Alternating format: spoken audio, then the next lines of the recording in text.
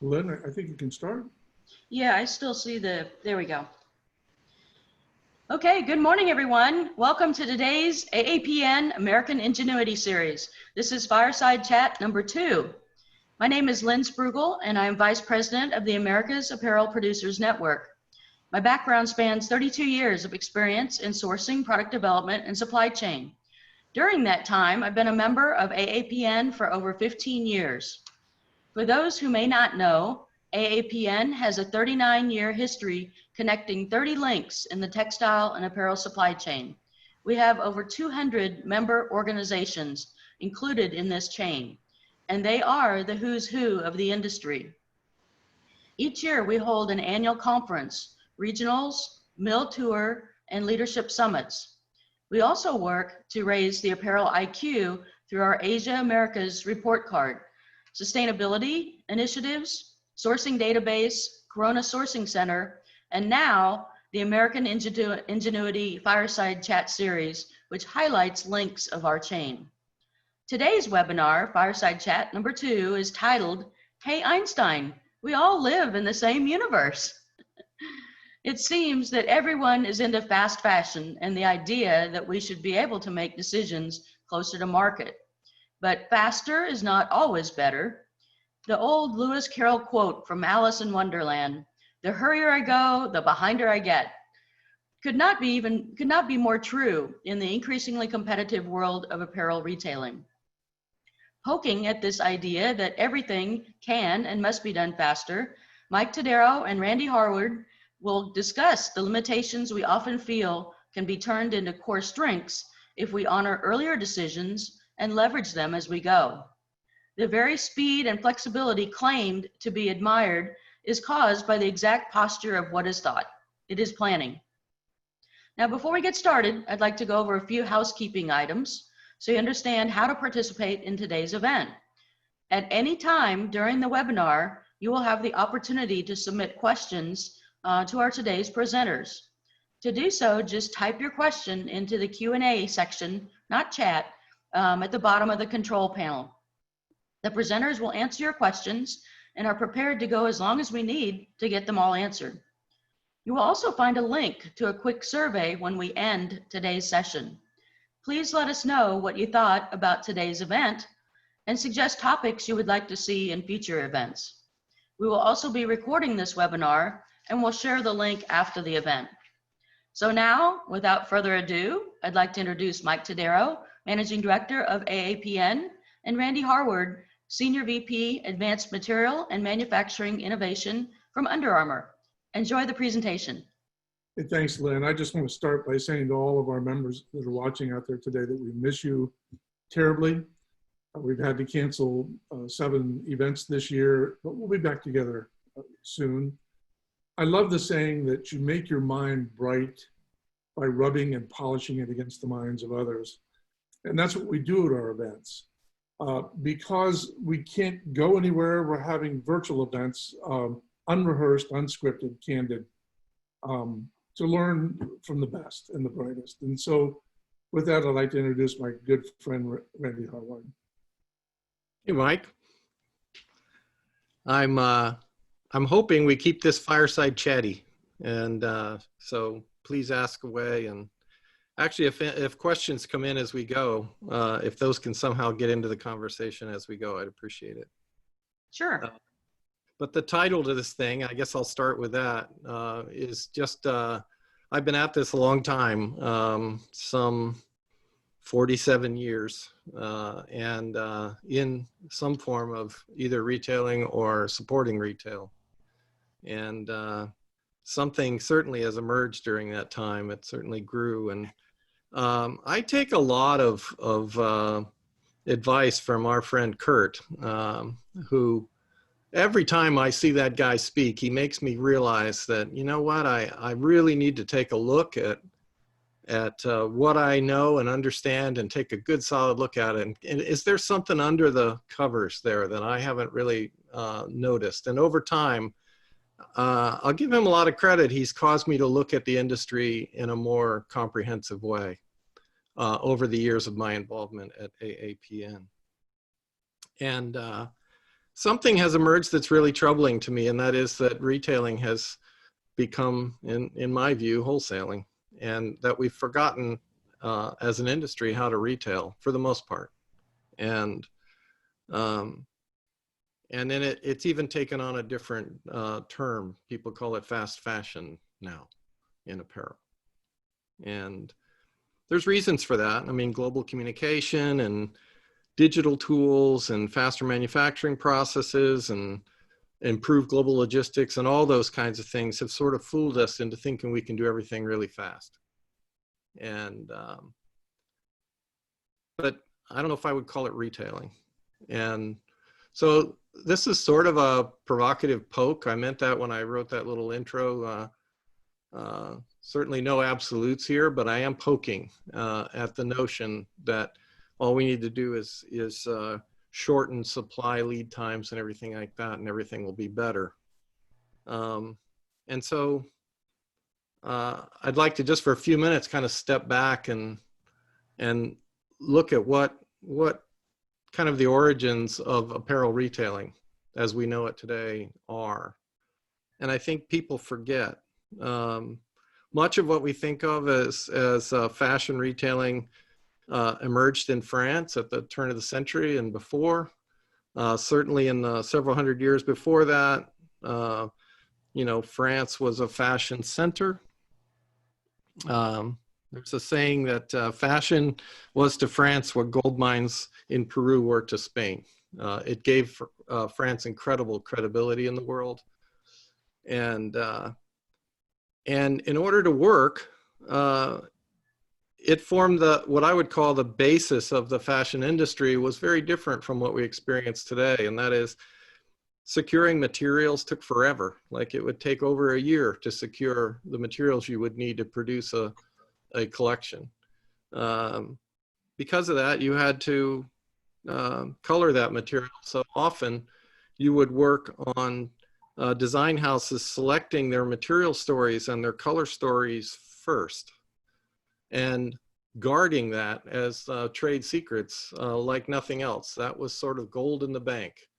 What's our point of view on our material palettes and what's our point of view on color? And we have to guard that. And then very, very close to market, like just before runway shows and the like, all design of styles was done by using those color palettes and those material positions. And this is very, very different than the way we work today. It continued that way for a long time. And then after World War II, the sort of ready-to-wear phenomenon emerged out of this same point of view.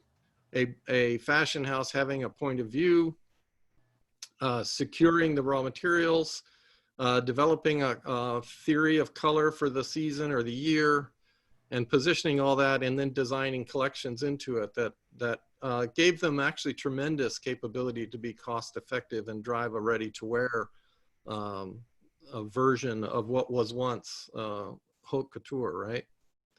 And that's what drove retailing.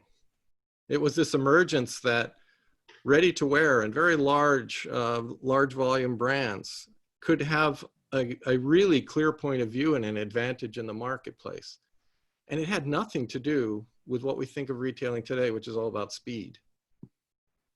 And so it's this difference that I think we've forgotten. And I'm hoping what I'm doing in these statements is driving people to ask some probing questions that we can discuss after this. But so as an example, what you find is a couple of brands still own very much of that technique in their DNA. And so the industry, for example, is pretty much transfixed over Zara and what Zara can do and how it can bring collections to market in a matter of weeks and things like that. But I think it's even worth looking at that history and saying, hey, where does that come from and why them? I just say jokingly, they literally missed the boat to China at the time. All of us were running to low-cost labor in Asia as an opportunity. Spain was still emerging from very much a large state-controlled, state-managed manufacturing base, and they couldn't take advantage of that opportunity, and so they were behind. And so they had to have a mindset of how do we manage globally regardless of being in this position. And they ended up developing their own ERP systems, and that worked differently than the way the rest of the world works. You know, and current ERP that we know is just now getting into real enterprise data. So what happens here is that they ended up responding to velocity in sales, driving against their material positions and their color positions. It wasn't an ERP system based on POs, which is what has emerged today for the rest of us, and sell-in.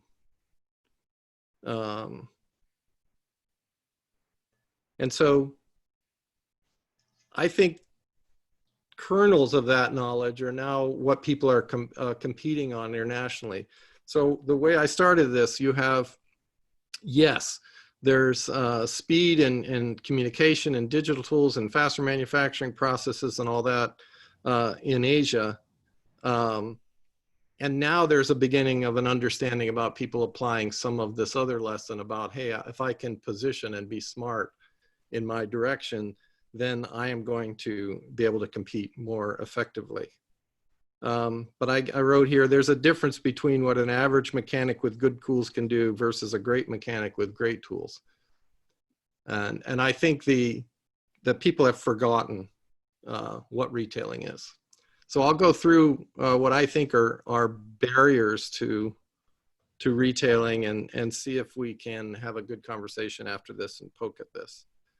But core to it, and Len mentioned this when we opened, is the need for planning.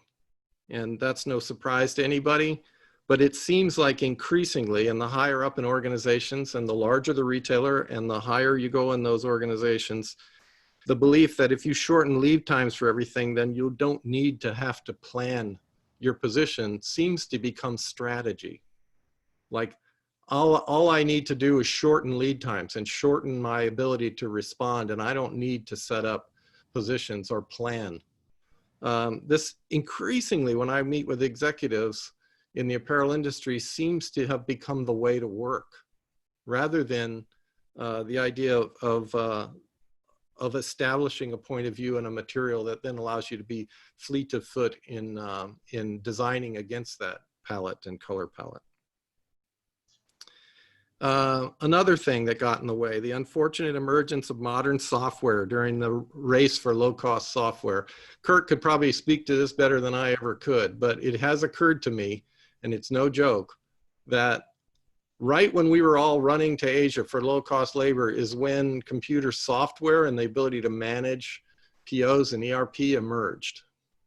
And so it's all built on that model of creating a line, showing it, getting buys against it, and positioning those POs, and then positioning raw material inventory and manufacturing after you have secured all the orders. So we actually have an embedded management system that's really hard to break. So I would say that MRP and ERP development coincided with that rush to Asia. When we now, that was the MRP, and when we say ERP today, enterprise, most of that, let's be honest, is really just integrating PO management into it. It's not really enterprise data as much as it's expressed today. So each milestone in the go-to-market calendar now is geared around this process.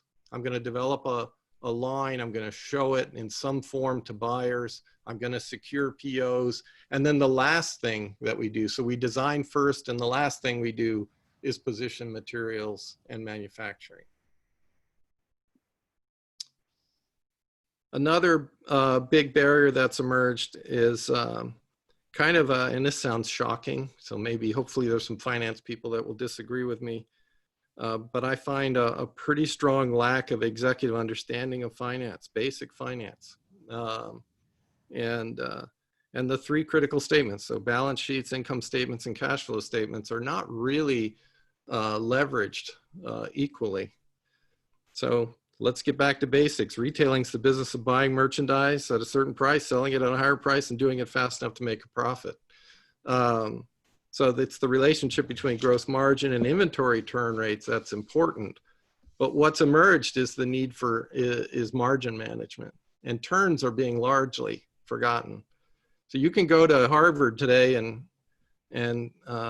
get a whole degree, and you will be told in accounting that 2 to 4 turns are a good, healthy turn rate for American retailers. And that is unbelievably low in my point of view. So we've sort of begun to rely on low cost labor and low turns and high inventory risk and high inventory. So we're not really managing all the levers equally. And part of this is because there's a belief that you just shouldn't be constrained as a designer. Like being responsive to market requires that you have no constraints. And that's a weird thing. In fact, I spoke, I think it was at FIT 2 years ago, and I said something similar to that. I said, you know, the best designers I know are people who are really familiar with the supply chain, really understand the factories and the equipment and the assembly procedures that are used to put their stuff together. They understand materials, they understand dyes. In fact, the best designers I ever know consider all that stuff, cost and margin and you name it. And a student raised his hand at the end and said, you know, I just don't agree with that. If I have to consider all that stuff, then I can't work at my highest level of creativity. And I told him, I said, Yash, you know, I think you have to be careful what you're suggesting. Because you're suggesting that knowledge is somehow limiting. And I don't buy that. Knowledge is never limiting. The best designers I've ever met are the ones who know more about the process. And they create designs that are inherently more elegant, that solve more problems. And it comes through in product design. It was really funny. I got a standing ovation from the professors at the school at the time. And it was really pretty funny. But constraints are really, really important. I think constraint is the mother of invention here. I think if we go back to the beginning of my story here about retailing and the idea that, you know, iconic fashion brands emerge from this idea of having a color point of view, of having a material point of view and designing into those constraints. Much of the creativity and the thoughtfulness and the planning came from saying, hey, this is my point of view as a brand, and I'm going to go to market this way. As a fast follower, you don't have that opportunity. So, you know, like Frank Gehry, who's the famous architect, once said that, you know, that his greatest architectural challenge he ever received was when he was asked to design a house with 0 constraints. He says, I have a horrible time with it. I had to look in the mirror a lot. Who am I? Why am I doing it? What's this all about? I'd rather have a problem to work on. I think those constraints are what drive action. This idea that somehow planning in advance or aligning your manufacturing capacity with your partners and your color point of view and your material point of view somehow constrains your ability to respond to what consumers have is a really strange notion that's evolved.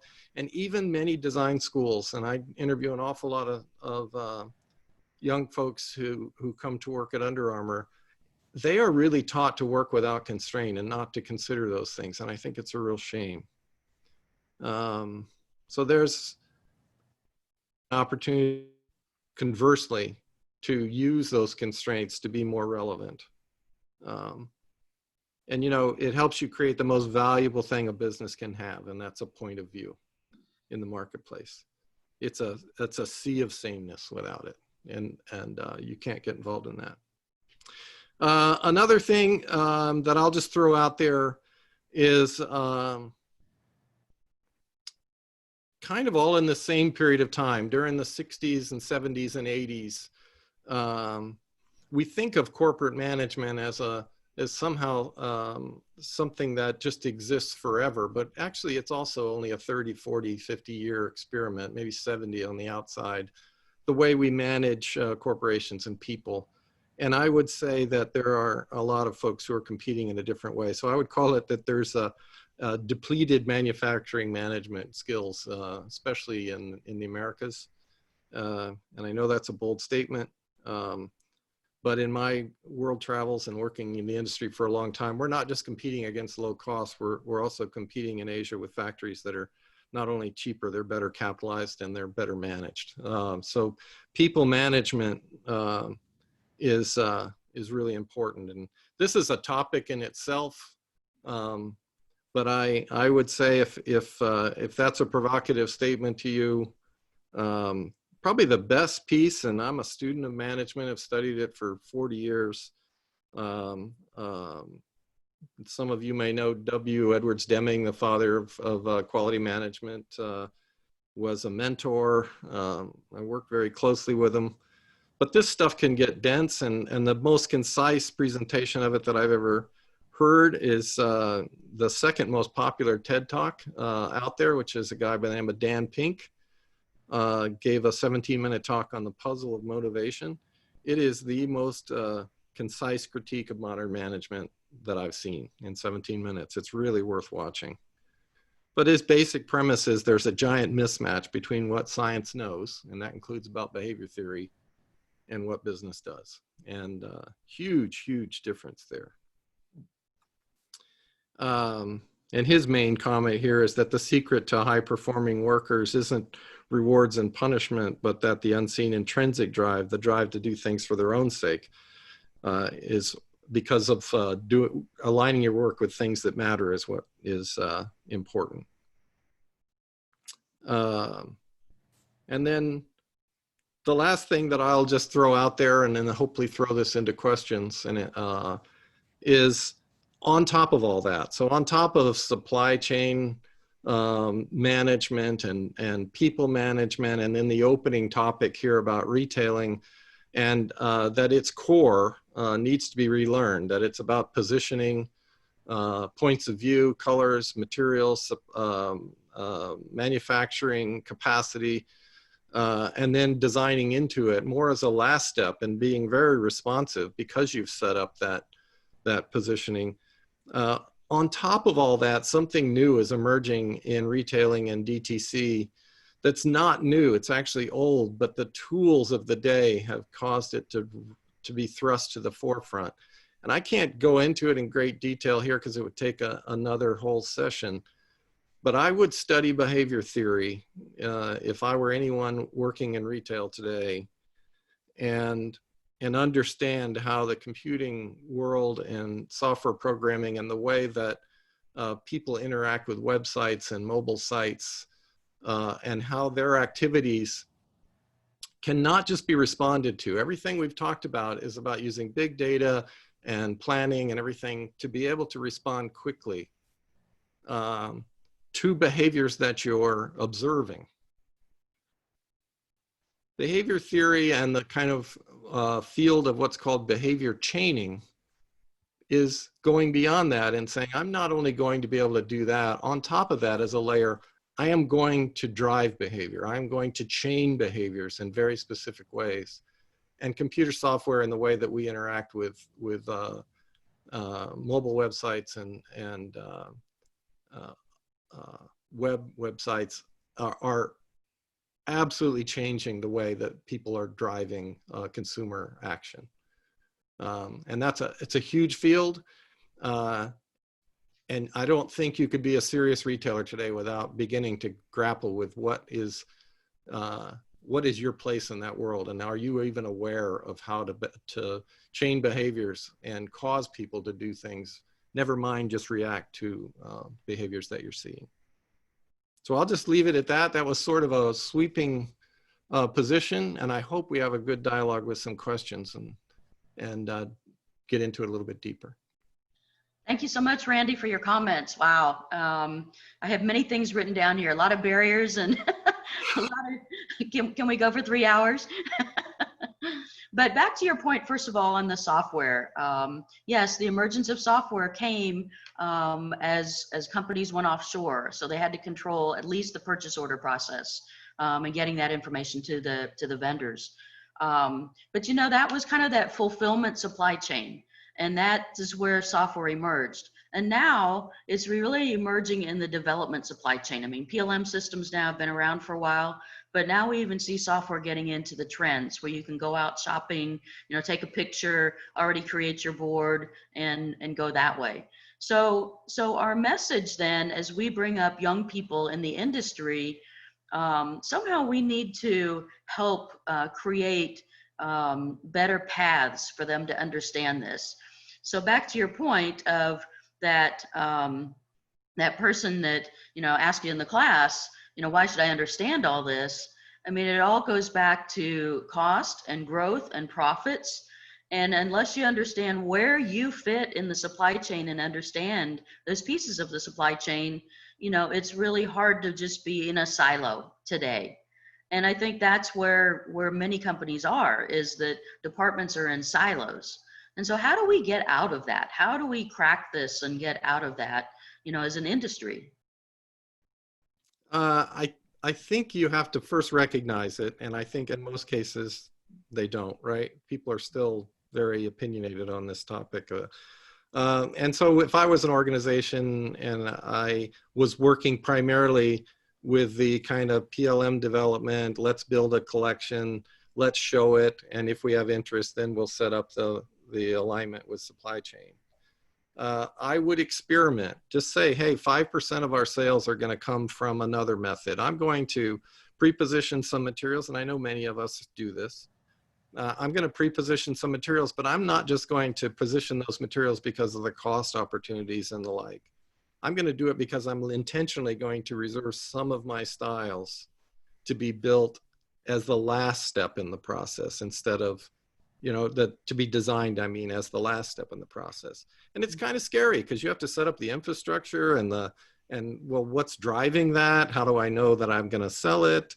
You know, start with what you're comfortable with, but start it.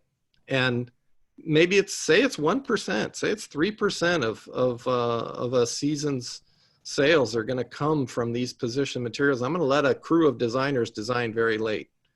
That's some of what we're doing here, to be honest, is really trying to learn, how do I get designers to work in this way, to feel comfortable with it, and how do I then turn that into something that fuels, actually pays for further investment in those kinds of backbone infrastructure development to support it, because really the backbone isn't there, to be honest.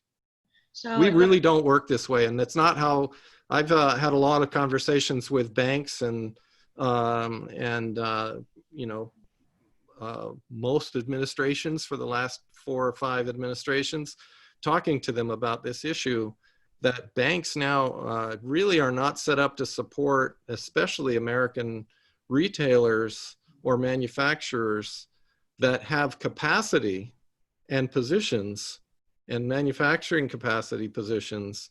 They're only based on financing against POs. And so you have a built-in problem with onshoring at a very core level from the finance sector. And the government should actually do a better job of supporting a different style of financing. And there is discussion about that, but man, that's hard for them to get their heads around it. yeah, the financing, especially through this pandemic, you know, a lot of suppliers are wanting that export credit insurance, but then they're going to retailers, you know, Moody's ratings, and, you know, Moody's is looking at the industry as negative. Right. And even if you're a retailer or brand that's performing, you still get knocked down because of that industry perception. So yes, This is going to take alignment between retailers and manufacturers, a different kind of agreements that bankers will be happy with, that say, yes, we still have the guarantees, we still will have the volume, we just don't know what the styles are yet, and we don't have the POs. This is intentionally set up this way, but it's still guaranteed. Right. And there have to be financial instruments that work that way. And I think they're beginning. Yeah, and that comes back to the risk, and in a corporation, are you rewarded for the risk? Are you rewarded for that 3% that, maybe 2% makes it and the 1% fails? That's also kind of a new, behavioral structure that, many companies, and I think maybe startups, they're probably the key example of that. They have this idea in mind, but will they succeed or not? I mean, that's their business model. But we've got a few Yeah, other we've questions. forgotten about turns. You're right. Yes, I was going to go back here to turns. So going back to turns, what do you consider good turn rates for fashion versus basic? Well, I think across the board, 5 and 6 turns should be conceivable, right? Mm-hmm. And this just seems blasphemous in many organizations. If you could get 4 solid turns on your overall collections, you're really, really soaring. But I do think 6 is really what you should target. And Eric, did you have a comment on that? No, I don't. I mean, if you take a look at Zara, they are closer to, I think, more than double-digit turns per season. So, Right. If somebody can achieve double-digit turns, certainly for traditional brands and retailers, it should be possible as well to get at least half that number.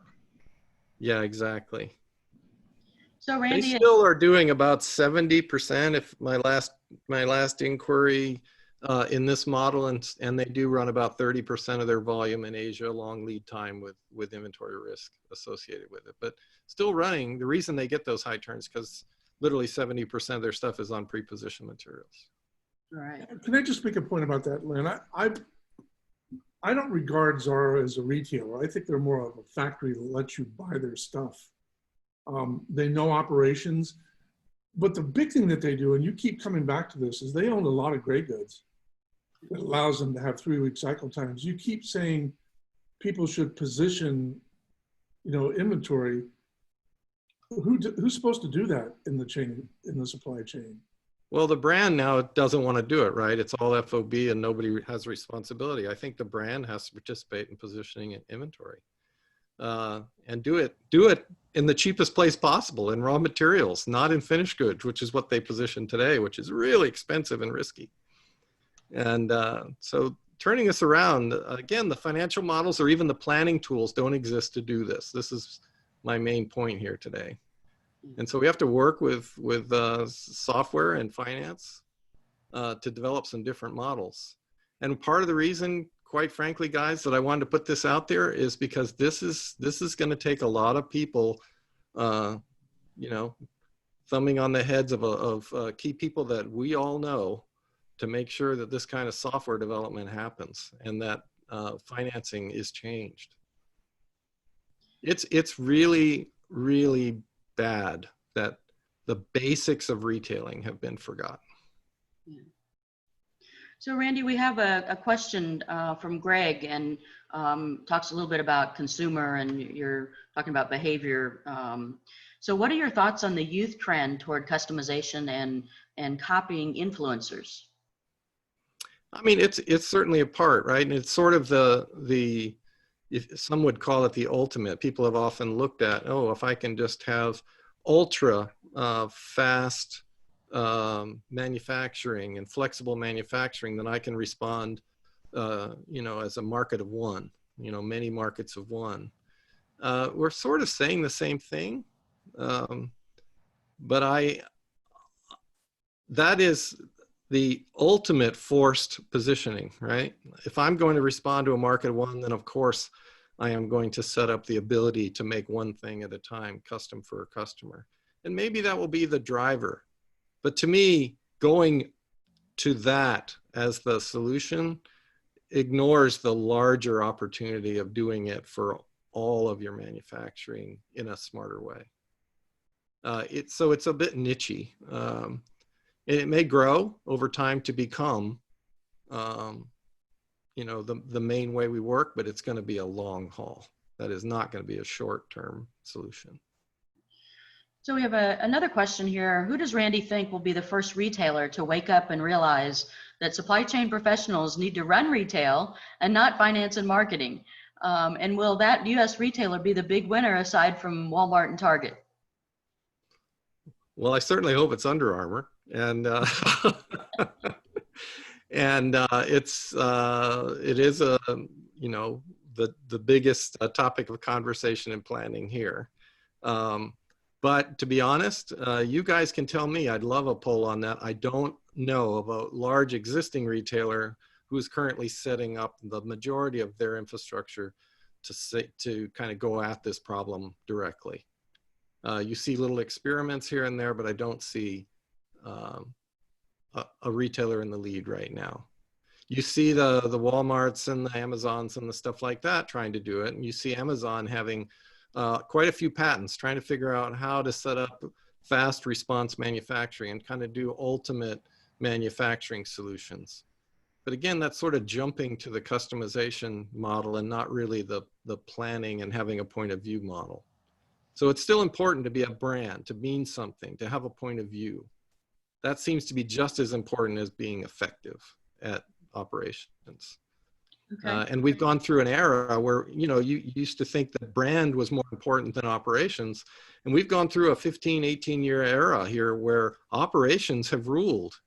And having a point of view seems to be not as important. I believe that having a point of view is coming back, but it'll be tied to smart operations. Yeah, I believe we have a question from Joe Cuervo. Let's see here.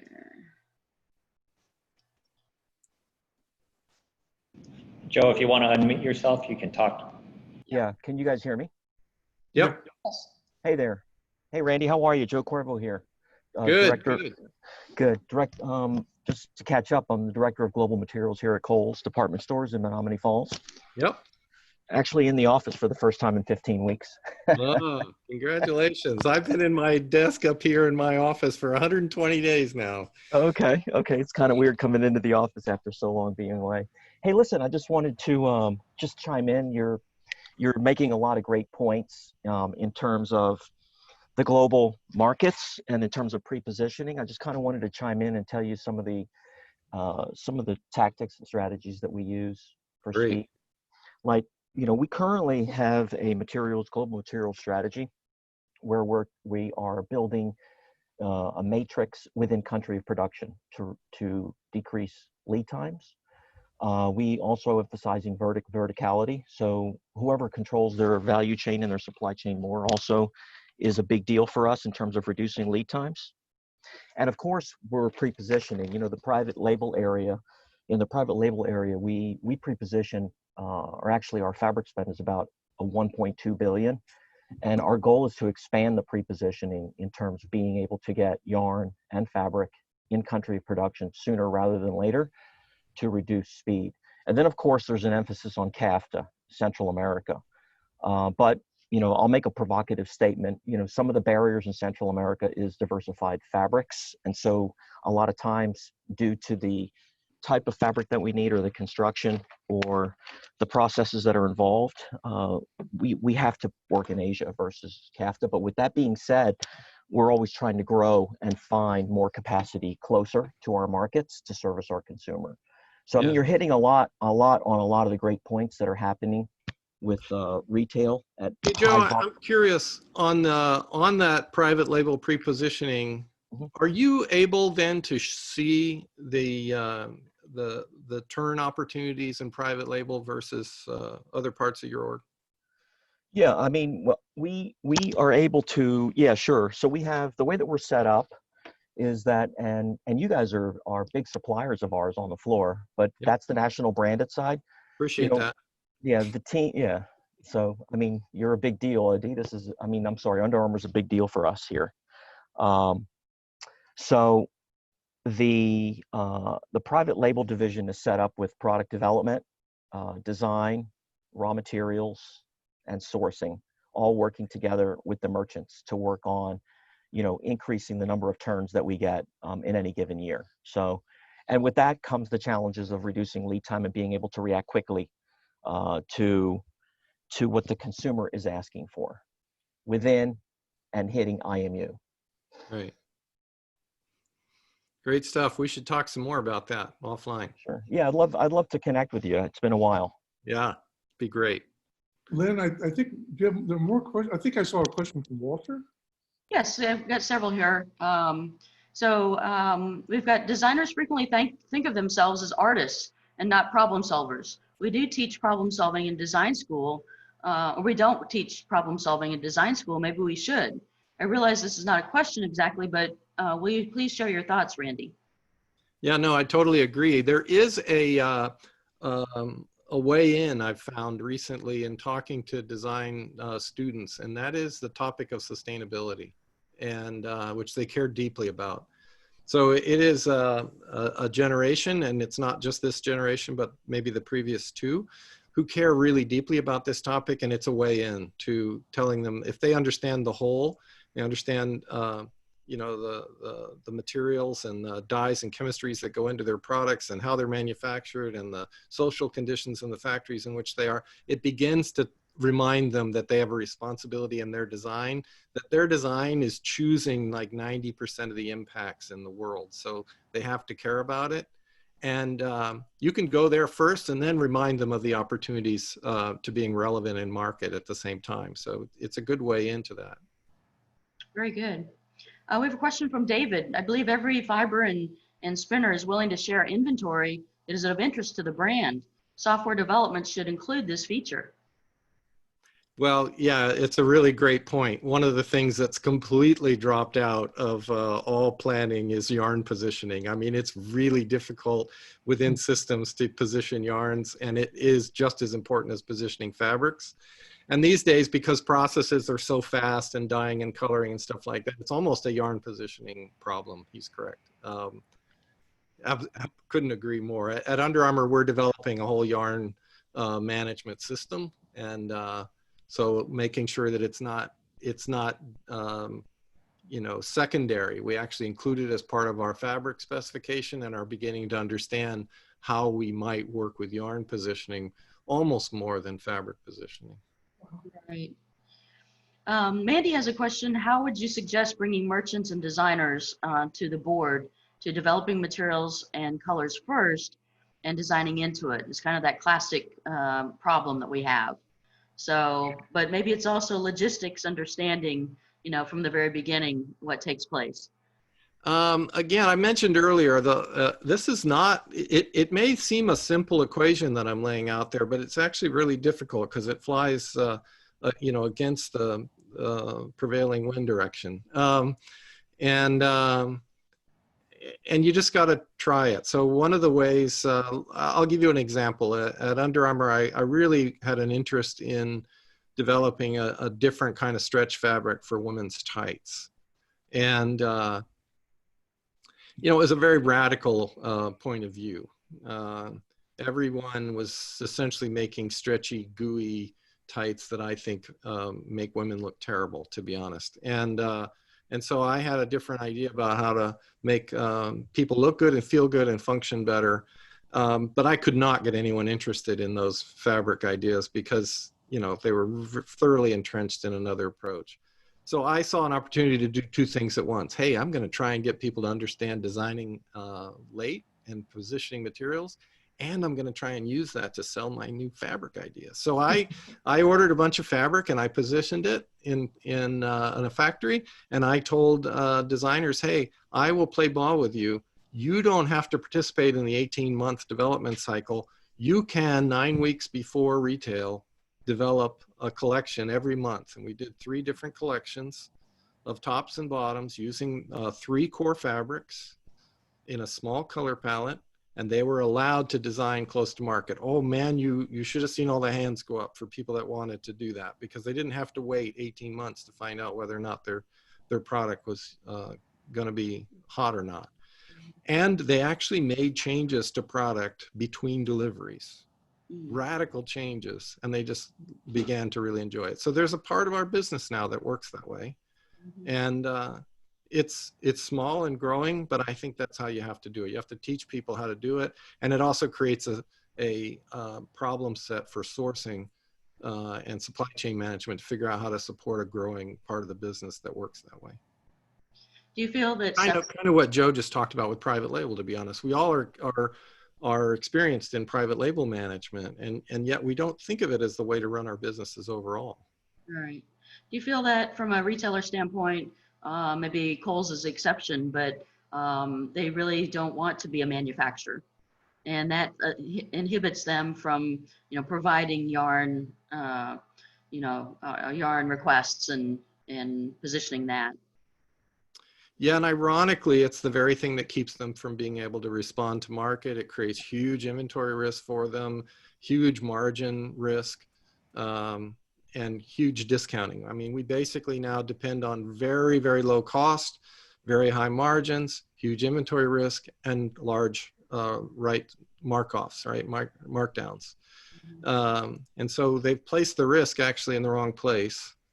And it would be much better for people to begin developing a model where the risk is at a flexible point rather than an inflexible point.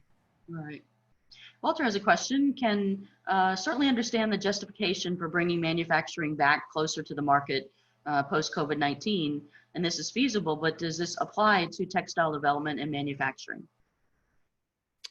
I think so.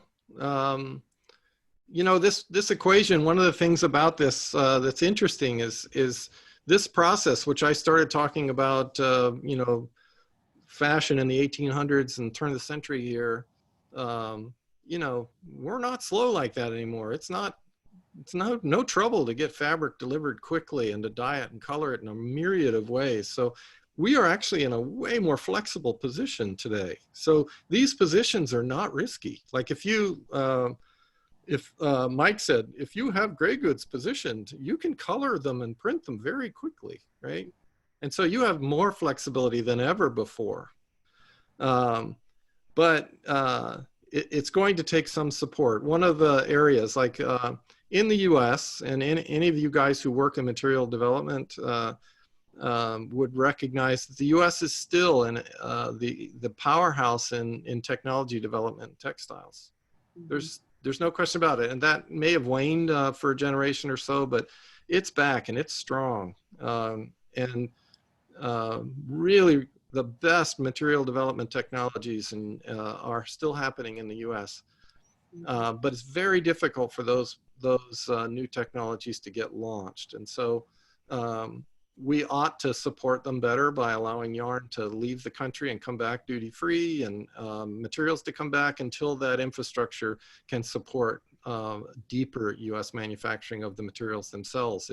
If we can only do it at a yarn level or at a technology level, we should do that. But instead, it's very, very difficult for startup technologies to grow their technologies in the US. They literally are forced to go to Asia, soup to nuts. Right, right. Juan's question here is, mega brands like Nike have traditionally been key vendors for retailers. Of late, Nike.com has become a formidable competitor to these same retailers. Is it conceivable to see a Nike and others become direct-to-consumer brands only in the not-too-distant future? Yes. I think that's their strategy, right? They're only holding on to what they have because they have to, because it's a big part of their business still, but clearly they're trying to do exactly that. Yeah, absolutely. All right, any other questions, Eric or Mike? Fascinating, fascinating. I'm glad we recorded this because couldn't write it all down. So Randy, as the apparel sourcing caravan has gone around the world and, opened all these different countries, it comes back to the business model and really having corporations, retailers, brands experiment more with that business model. And so, as you look at startups and that aspect of things, how do you see that as a competition to the brands and retailers?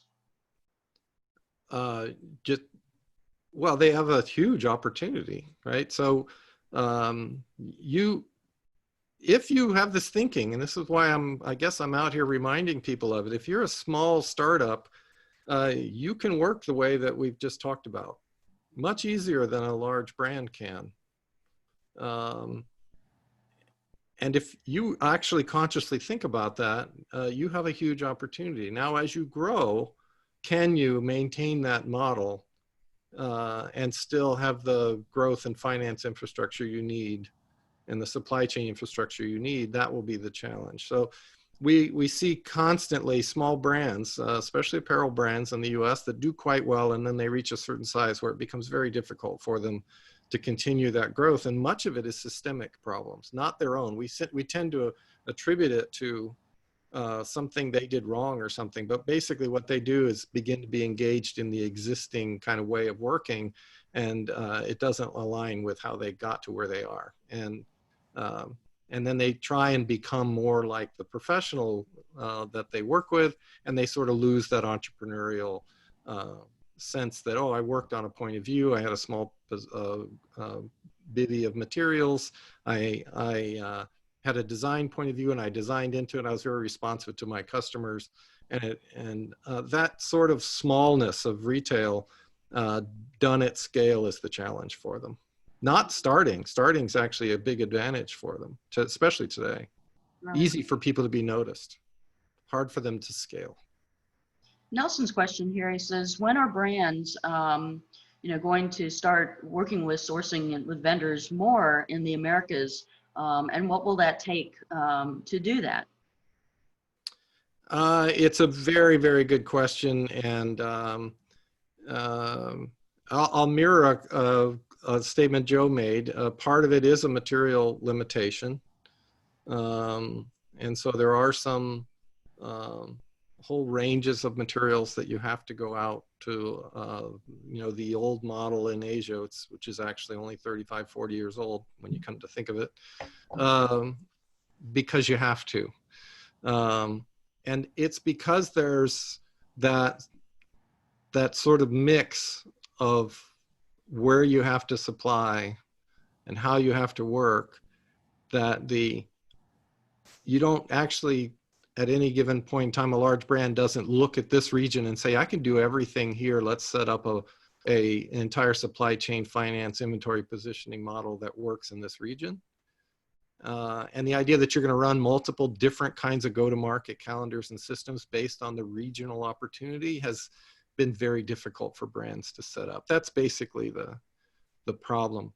I would say it's up to brands to take advantage of that. I think what the region has is underutilized, basically because we're unwilling to set up those different go-to-market IT backbones to support it, to be honest. So it's a really good question. I don't have a great answer for it other than it's an opportunity for brands. I think it's up to the regional manufacturers to remind brands of this opportunity and to work with them and maybe have a similar spiel that I've just given in talking to brands. I'm telling you, when you talk about the stuff that I just went through in 20 minutes with leadership, they don't understand that. That's revelatory to many of them.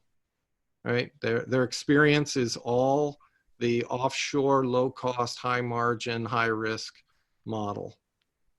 So you have to be willing to engage them at a intellectual level and say, hey, let me help you set up an experiment that shows you, hey, I can get you 8 turns on this collection. What would that be worth to you? And they'll be interested. Mm-hmm. So a similar question from Jim. Are U.S. textile companies investing more in equipment to avoid brands and retailers continuing to source fabrics in the U.S. or in Asia? A little bit, but I alluded to the problem earlier where that's a very difficult thing to do. And so it's easier to do is to take your technology and do it over in Asia and bring it in, right? Rather than if you could invest here, and there's the middle ground of letting your yarn or your fabric go offshore. And I know there's different models of this for fabrics in the US, but even at a yarn or technology level, having those materials be able to come in without the duty handicaps that they have would make it much easier for people to invest in manufacturing and developing technologies and materials and infrastructure here in the US. That's really broken. So I, for one, I have a lot of conversations with the feds on this topic. It does fall on willing ears, but they don't actually seem to understand how to solve it. The Small Business Administration seems to have some insight into it.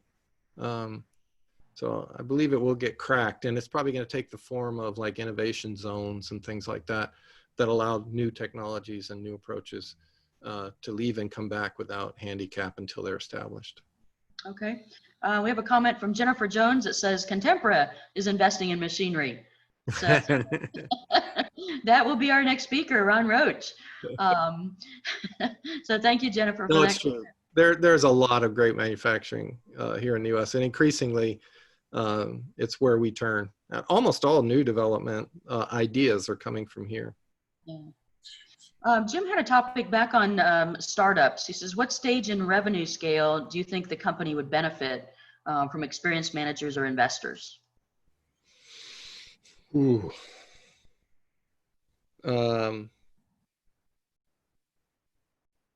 It's sort of that 30 million and up level. I know that's small, but it's at that 30 to 100 million that people start going bad. Mm-hmm. And before that, they're very entrepreneurial and just right on the money. Yeah. Right? So, and those advisors should not be teaching them how to go bad. They should be helping them continue doing what they already are doing. Right. So it's hard to get good financial advice, actually. I had a pop-up here from David Sasso at Buehler Yarns, and he said they went from 3 fibers to 24 fibers. So congratulations, David and Buehler, for that. And I believe hopefully I'm not upsetting everyone in the audience here. I believe, Eric, we have a couple of participants from the audience that had questions. Is that correct? That's correct. I'm going to pass it over to Jim Seiner. Okay. Jim, you're on the panel now. If you'd like to unmute yourself and say your comments.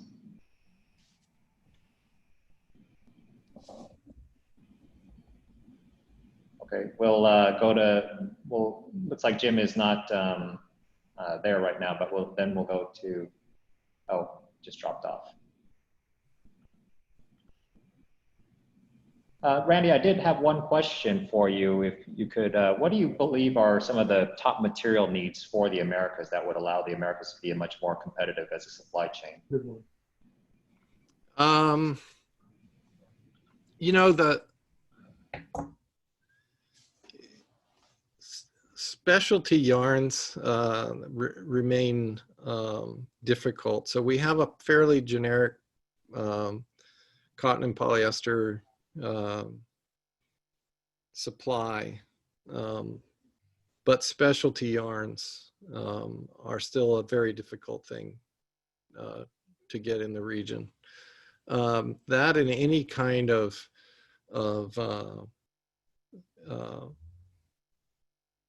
I would say the finishing processes are not as versatile in the region, and that to be an inexpensive place to excel. There's just a myriad of final fabric finishes which require very little equipment and investment that really open up the aperture for what you can do with basic yarns. That would be useful. The coatings and coated fabrics and laminates are completely almost excluded in the region, and would be remarkably useful. Those are the big ones. Okay, very good. Any last questions? Well, very good. Thank you so much, Randy. This was so informative and very thought-provoking. So I think we have a lot of takeaways to ponder over and poke at in the future. So we thank you all for joining us today. We'd like to remind you of our upcoming Fireside Chats.